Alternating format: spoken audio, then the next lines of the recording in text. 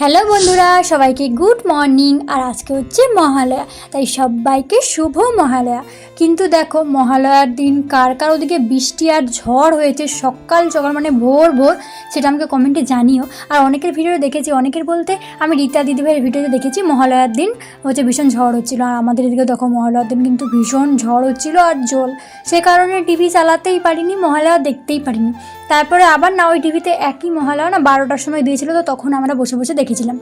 আর আজকে আমি তোমাদের সঙ্গে শেয়ার করবো আবার একটা নতুন রেসিপি, যেটা হচ্ছে এই যে গাছ থেকে কুমড়ো কাটলাম, দেখতেই পেয়েছো কত সুন্দর। তো এটারই তরকারিটা রান্না করব, যেটা হচ্ছে খুব কম মশলা দিয়ে সাধারণভাবে, আর কিন্তু উনুনে রান্না হবে। আর যেহেতু কুমড়ো রান্না হবে কম মশলা দিয়ে, কিন্তু এই কুমড়ো রান্নাতে না ছোলা থাকবে আর এই চিংড়ি মাছ থাকবে।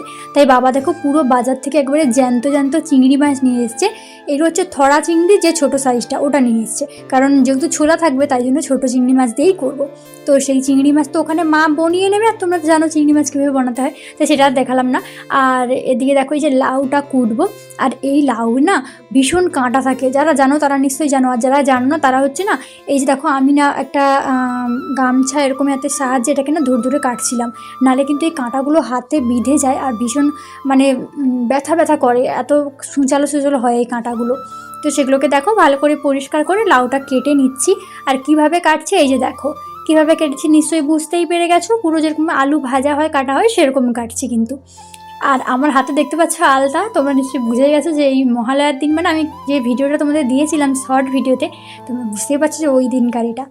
তো আমার লাউ কাটা কমপ্লিট। আর ওই লাউ কিন্তু ধুইতে নেই, মানে তোমরা যদি আগে ছাল সমেত ওটাকে ধুয়ে নাও তাহলে কোনো ব্যাপার না, কিন্তু কাটার পর ওটা ধুতে নেই। ওতে একটা কি থাকে বলে, মানে ওটা ধুয়ে দিলে নাকি ওর স্বাদটাই থাকে না, এমনি ওটা জলের মতো মানে একটা হয়, তো সে কারণে ধুইতে নেই, একেবারে পরিষ্কার করেই তোমরা কাটবে। আর চিংড়ি মাছটা তোমার ভেজে নিল। এইবার দেখো, এইবার তোমরা একটা করে দেখতে থাকো। কড়াইতে তেল দেওয়ার পর গরম তেলে হচ্ছে 5 ফোড়নটা দিয়ে দিল, আর 5 ফোড়নটা দেখো হালকা একটু লালচার হয়ে আসলে তারপরে তেজপাতা দিল আর পেঁয়াজটা দিল। আর যেহেতু উনুনে রান্না হচ্ছে, তোমরা সবাই জানো যে আমাদের পুরো পুকুরের সামনে উনুন, তাই ধরতে একটু বেজার হচ্ছে। আর এই সমস্ত জিনিস তো একটু উনুনে বেশ ওই কাঠের তাপে বেশ রান্না করলে তার টেস্টটাও অন্যরকম হয়। তো এদিকে এবার দেখতে পেয়েছো পেঁয়াজ দেওয়ার পর তারপরে আদা রসুনের যে পেস্টটা ছিল তো ওটা দিয়ে দিয়েছি, আর লঙ্কা হলদি দিয়ে কষিয়ে তারপরে জল দিলাম। এতে কিন্তু টমেটো আমরা দিলাম না, কারণ টমেটো কিন্তু এতে দেবো না, তো টমেটো বাদেই হচ্ছে। আর এই যে দেখো তারপরে হচ্ছে লাউটা দিয়ে দিল, মশলাটা একটু কষার পরে লাউটা দিয়ে এবার এটাকে সুন্দর করে ঢাকা দিয়ে দিয়ে নাড়তে হবে। আর জানো তো বন্ধুরা, তোমরা কে কে এই কুমড়োটা মানে খেতে পছন্দ করো আমাকে জানিও। সত্যি কথা বলতে আমি না এই লাউটা একদমই খেতে পছন্দ করতাম না, মানে এটা নিয়ে মনে হচ্ছে আমি দ্বিতীয়বার খাবো মজা করে। এর আগে একবার খেয়েছিলাম, আর এটা না দ্বিতীয়বার খাবো। কিন্তু এই লাউটা আমি কবে থেকে খাবার শিখেছি জানো, শিখেছি বলতে কি, কবে আমার এটা ভালো লেগেছে, ওই যে পিসি বাড়িতে একদিন রান্না হয়েছিল তোমাদের দেখিয়েছিলাম, তো ওই দিন হচ্ছে পিসি বাড়িতে হয়েছিল, সেদিন আমি খেয়েছিলাম, বেশ ভালো লেগেছিলো। মানে ওটা আমি কিছুটা করেছিলাম, পিসি প্রায় অনেক কিছু করে দিয়েছিল। তারপরে মাকে বললাম, আর আমাদের যেহেতু গাছে হয়েছে তো সেই কারণে মা হচ্ছে আমাদের গাছ থেকে কেটেই রান্না হলো। আর তারপর তোমরা দেখতেই পাচ্ছ গল্প করতে করতে এদিকে কিন্তু মা স্বাদ অনুযায়ী লবণটা দিয়ে দিয়েছে, তোমরা এরকম লবণটা দিয়ে দেবে স্বাদ অনুযায়ী।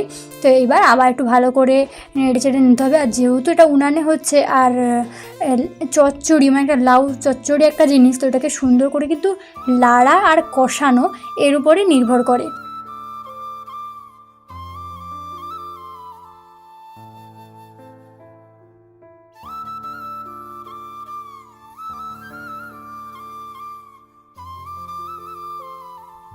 এইবার দেখো অনেকটা কিন্তু মানে অনেকটা লাড়া হয়ে গেছে। আর এবার দেখো মায়ের যে ছোলাগুলো দিয়ে দিচ্ছে, আর ছোলাগুলো দেওয়ার পর আর একটু নাড়বে। আর ছোলাটা চিংড়ি মাছের আগেই দিতে হবে, কারণ ছোলা তো একটু কাঁচা একটু শক্ত থাকে, তো ওটা তো ভালো করে রান্না হতে হবে, তাই ওটা দেখো আগে দিয়ে দিল। তারপরে যে নাড়াচাড়া করবে ভালো করে, তারপরে অল্প না একটু জল দিয়েছিল। তোমরা চাইলে জলটা নাও দিতে পারো, কারণ জল এতে দিতে নেই, কারণ জল না দিয়ে এটাকে রান্না করতে হয়, কারণ এর একটা নিজস্ব যে জল আছে ওটা না বেরিয়ে যায়। দেখবে এই রান্নাটা করার পর, মানে এই লাউটা রান্না করার পর যখন তোমরা এই লাউটা ঢেলে নেবে, মানে একটা কোনো জায়গাতে হয়তো ঢেলে রাখলে ওটা কিন্তু ঠান্ডা হওয়ার পর দেখবে একটা জল বেরিয়ে আসে, তো ওই জলটা বেরিয়ে আসে বলে পুরো লাউটা কিন্তু শুকনো শুকনো কোড়া থেকে নামাতে হয়। কিন্তু আমার মা দেখো অল্প একটু জল দিল, কারণ জল দেওয়ার একটাই কারণ, যেহেতু উনুনে রান্না হচ্ছে না, গ্যাসে রান্না হলে ওটা কিন্তু ধীরে ধীরে আঁচ কমিয়ে বাড়িয়ে রান্না করা যায়, আর যেহেতু উনুন তো আঁচটা কমানো যাবে না। একবার যদি উনুনটা তেতে যায়, মানে গরম হয়ে যায়, আগুন হয়ে যায়, তাহলে কিন্তু ওটা বিশাল জোরে জ্বলতে থাকে। তো সেই কারণে মা অল্প একটু জল দিয়ে দিল, এটা কিন্তু ভালোভাবেই রসটা মরে যাবে, তাই কোনো চিন্তার কারণ নেই। আর তোমরা যারা যারা গ্যাসে রান্না করবে বা উনুনে বাদ দিয়ে রান্না করবে, তারা জলটা একদমও দিও না, শুধু আঁচটা কমিয়ে কমিয়ে রান্না করবে, তাহলেই কিন্তু হয়ে যাবে। আর এই যে দেখো, তারপরে চিংড়ি মাছগুলোও দিয়ে দিল। আর এটা কিন্তু কিছু সময় নাড়ার পর, মানে 2-3 বার মা ঢাকা দিয়ে নাড়ার পর তারপরে কিন্তু চিংড়ি মাছটা দিয়েছে। অতটা তো আর দেখালাম না, আমি জাস্ট শুধু মুখে বলে দিচ্ছি। এইবারে শুধু ওই জলটাকে শুকনো করে নামিয়ে নিলেই হবে, কারণ প্রায় সব কিছু দেওয়া হয়ে গেছে। আর কিছু আগে তোমরা দেখতেই পেরেছো অল্প একটু মা চিনি দিয়েছিল, কারণ ওটা তো তোমরা মানে এটা পুরো একেবারে কোনো সবজি রান্নাতে অল্প একটু চিনি দিলে বেশ ভালোই লাগে, তো দিল। আর কিন্তু খুব বেশি একবারে হেভি সেভি মশলা, কোনো রকমের গুঁড়ো মশলা টশলা কোনো কিছুই অ্যাড করেনি, টুকটাক ওই মানে প্রথমে যেগুলো তোমাদের দেখিয়েছিলাম ওইগুলোই। তো আবার দেখো, আমি অনেকটা সময় পর তোমাদের দেখাচ্ছি, কারণ মা দেখো পুরো রান্না করতে করতে দেখতে পাচ্ছ যে পুরো শুকিয়ে গেছে কিন্তু জলটা, আর অল্প একটু আছে। তো ওই অল্প একটু জলটা শুকিয়ে যাওয়ার পর কেমন দেখতে লাগছে দেখো, আর একটু রসালো নামানো হবে। তো এই যে দেখো, এইবার মা পুরো নামিয়ে দিল লাউটা। আর চিংড়ি মাছ আর ছোলার জন্য না লাউটা খেতে সত্যিই দারুণ হয়েছিল। আর এই কুমড়ো কে কে পছন্দ করো আর কে কে পছন্দ করো না আমাকে কিন্তু কমেন্টে জানিও। আর এভাবে একবার রান্না করো, মানে কম মশলায় লাউ, কারণ এইসব লাউয়ে খুব বেশি দিলেও ভালোও লাগে না। তো এই কম জিনিসে একবার রান্না করে দেখো, খুবই ভালো লাগবে। আর তেমন কিছু হেভি জিনিস দেওয়া নেই, চিংড়ি মাছটা না দিলেও হবে, ছোলাটা থাকলে না ছোলাটাই স্বাদটা একটু বেশি ভালো লাগে। তো এই যে তারপরে না আমি একটু টেস্ট করার জন্য নিয়েছিলাম, ভাবলাম কি তোমাদের সামনে পুরো টেস্ট করব। আর যদি বাজে খেতে হয় তাহলে কিন্তু মুখের মধ্যে একটা ছাপ পড়ে, কিন্তু সুন্দর খেতে হয়েছিল, তাই আমার মুখ দেখেই তোমরা কিন্তু বুঝে যাবে ব্যাপারটা। আর দেখতে তো অসাধারণ হয়েছিল, শুধু একটাই কি, যেহেতু উনানে রান্না হয়েছিল তো, আর উনানের তো ওই যে এই তরকারির যে একটা সীসা হয় আর ধোঁয়া হয়, সে কারণে একটু আবছা আবছা কেমনটা হয়ে যাচ্ছিল।